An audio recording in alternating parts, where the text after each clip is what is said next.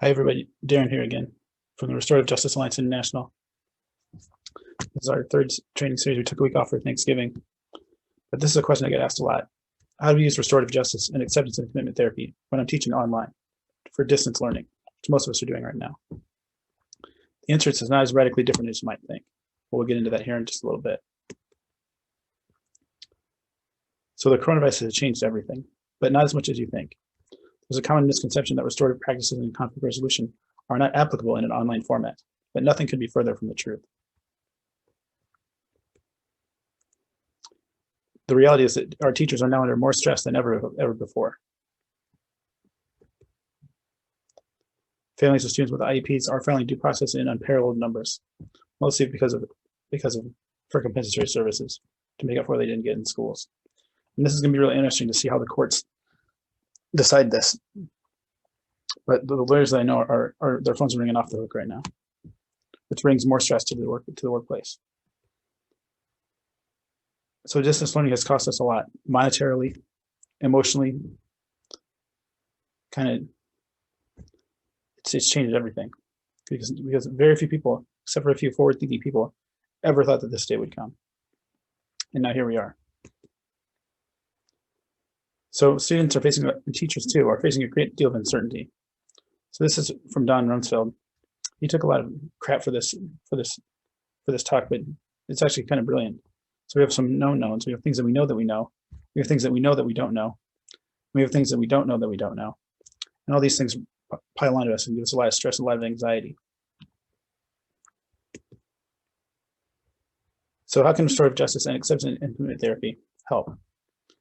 These are just three quick things from each one. So 3 applications of discipline that restores. That's classroom restorative justice. This is the classroom respect agreement, constructive reminders, and active listening and iMessages. And 3 direct act applications that we can use in this time is mindfulness training, selfless context, and a values discussion. And I'll show you what these are here in the next few slides. So the classroom respect agreement was written by my mentors, Ryan and Roxanne Clausen. And basically this is the classroom rules. So again, in the detailed training that we show you exactly how to do this. But you have 4 quadrants, and you have the kids write ideas down in each one of these quadrants. Student respects teacher, students respect each other, teacher respects student, and all respect materials. And then the teacher and the students negotiate. And this is much more powerful than just the imposed rules that are up on the wall. And often I found over the years that many teachers have too many rules up on the wall, and they don't know the difference between a rule and an expectation. And that causes a lot of conflict throughout the year. So I've done these in online and in real life formats. So these are some examples of some of the ones we've captured throughout the years. Some teachers do these digitally, especially at the middle and high school level. When I did this at the university, we do it. It was all virtual, so I displayed it virtually on the class web page. But this works just like it does in a physical classroom. The only difference is that kids have a virtual signature instead of their real signature, physical signature. And there are no studies yet on this, but the initial results are promising. And it's a far better option than just turning off the Zoom feed.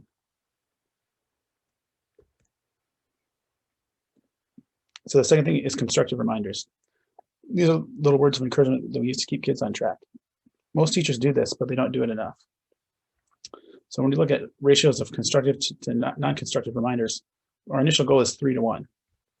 And our terminal goal is 7 to 1. 7 positives for every 1 negative.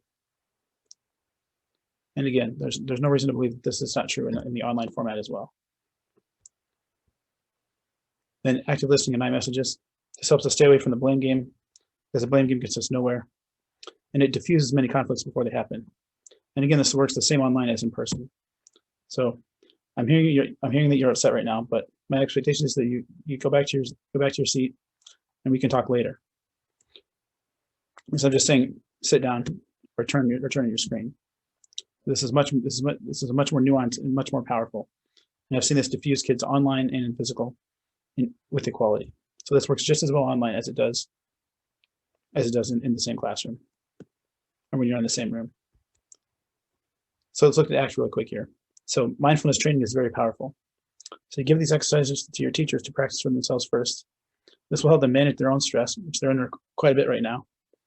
Also give them a greater focus So again, the teachers use this on themselves, and then they teach the kids how to do it in the class. And you can do mindfulness activities online. Many of my colleagues are doing therapy online. So if I can do one-on-one therapy with a client or a patient, there's no reason why over Zoom or Skype, there's no reason I can't do that with students as well. So the second thing that we're going to talk about here with ACT is self as text. This is multiple perspective taking. This is the ability to see yourself as you truly are in a variety of contexts. This is a very powerful skill and very liberating skill. And just a quick way that we teach it sometimes. And again, this makes no difference whether I'm online, virtually, or in person. So we ask the kid, if I were you and you were me, what would I be doing right now? Or what would I be holding in my hands right now? And we ask the kid to take the perspective of somebody else.